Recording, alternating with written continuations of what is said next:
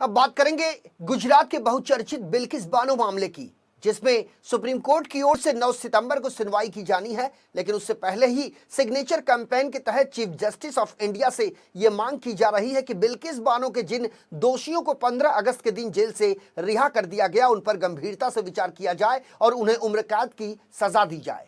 आपको बता दें कि मुंबई के छत्रपति शिवाजी महाराज टर्मिनस से 10,000 सिग्नेचर कैंपेन जीपीओ के माध्यम से सुप्रीम कोर्ट के चीफ जस्टिस के पास भेजा गया है। मुंबई के तकरीबन 15 सामाजिक संगठन ऐसे हैं जो बिल्किस बानो के इंसाफ के लिए लगातार कई सालों से लड़ाई लड़ रहे हैं। इस मामले में कई सामाजिक संगठनों का यह मानना है कि 20 साल के बाद बिल्किस बानो को कहीं न कहीं से इंसाफ तो मिला, लेकिन अचानक बिल्किस बानो के दोषियों को 15 अगस्त 2022 को जेल से आजाद कर दिया गया। यही नहीं, सामाजिक संगठनों के मुताबिक कथित दोषियों का सत्कार करके बिल्किस बानो का अपमान किया गया, जिसके बाद से देश भर के कई सामाजिक संगठन बिल्किस बानो के मामले में चीफ जस्टिस ऑफ इंडिया से गुहार लगा रहे हैं कि इस मामले में फिर से विचार किया जाए और कथित दोषियों को जिन्हें अपराध मुक्त कर दिया गया है, उन्हें उम्र कैद की सजा दी जाए। संगठन का यह भी कहना है कि 20 साल के बाद बिल्किस बानो को इंसाफ मिला, लेकिन अचानक बिल्किस के गुनहगारों को जेल से मुक्त कर दिया गया, वो भी स्वतंत्रता दिवस के मौके पर, और इसके अलावा उनका सम्मान किया गया, जो कहीं ना कहीं से बिल्किस बानो का अपमान था। बिल्किस बानो गैंगरेप केस गुजरात में साल 2002 में हुए भीषण दंगे के दौरान भीड़ द्वारा एक परिवार पर ढाया गया जुल्म और सितम था। 28 फरवरी 2002 को जब गुजरात दंगा शुरू हुआ तो 5 महीने की गर्भवती बिल्किस बानो अपने परिवार के 15 लोगों के साथ एक खेत में छिपी थी। 3 मार्च 2002 को हाथों में लाठी डंडे और तलवार लेकर 20 से 30 लोग वहां पहुंचे और इन लोगों ने न सिर्फ बिल्किस के परिवार के सदस्यों की बेरहमी से हत्या की, बल्कि कई लोगों ने बिल्किस के साथ गैंगरेप किया। साल 2008 में सीबीआई की एक विशेष अदालत ने बिल्किस बानो गैंगरेप केस में 11 दोषियों को उम्र कैद की सजा सुनाई, जिसके बाद से सभी आरोपी गुजरात के जेल में कैद थे। सीबीआई की विशेष अदालत ने इस मामले के 7 आरोपियों को सबूतों के अभाव में बरी कर दिया, जबकि ट्रायल के दौरान ही एक आरोपी की मौत भी हो गई।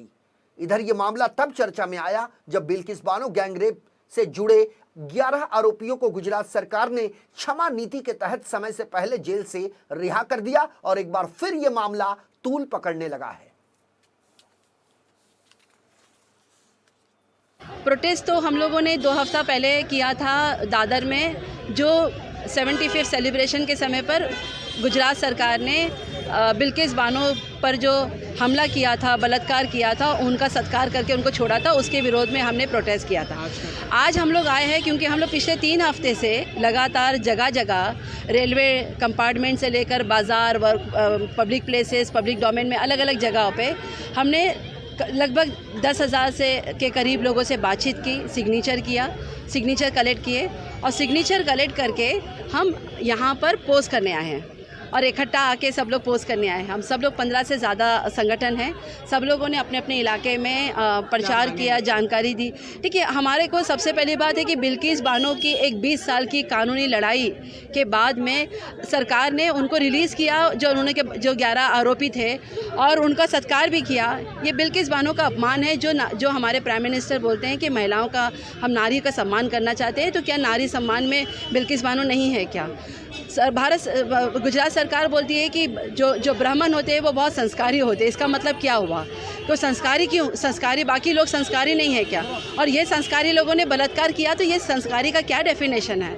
और गुजरात सरकार ने ये जो साबित किया, ये कोई पहला निर्णय नहीं है, लेकिन इसके बारे में लोगों को मालूम होना चाहिए। डिमांड ये है कि जो लोगों को रिलीज़ किया है उनको वापस से जेल में भेजा जाए, क्योंकि इसके बाहर आने से बिल्किस बानो और जो गवाही देने वाले लोग हैं उनके लिए खतरा। हाँ, हमने 10,000 से ज़्यादा सिग्नेचर कलेक्ट किए हैं।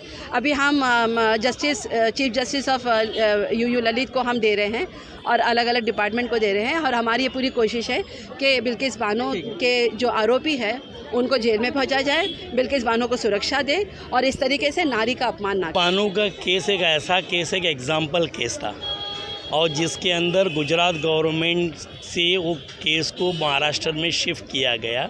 महाराष्ट्र में शिफ्ट होने के बाद वो सज़ा याफ्ता हो चुके, उनको मुजरिम करार दिया गया।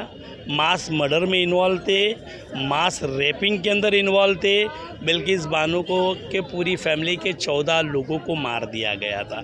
अब वो 14 लोगों मारने के बाद, वो जेल में जाने के बाद जो मासूम जो बिल्किस बानो, वो चैन की सांस ली हुई थी।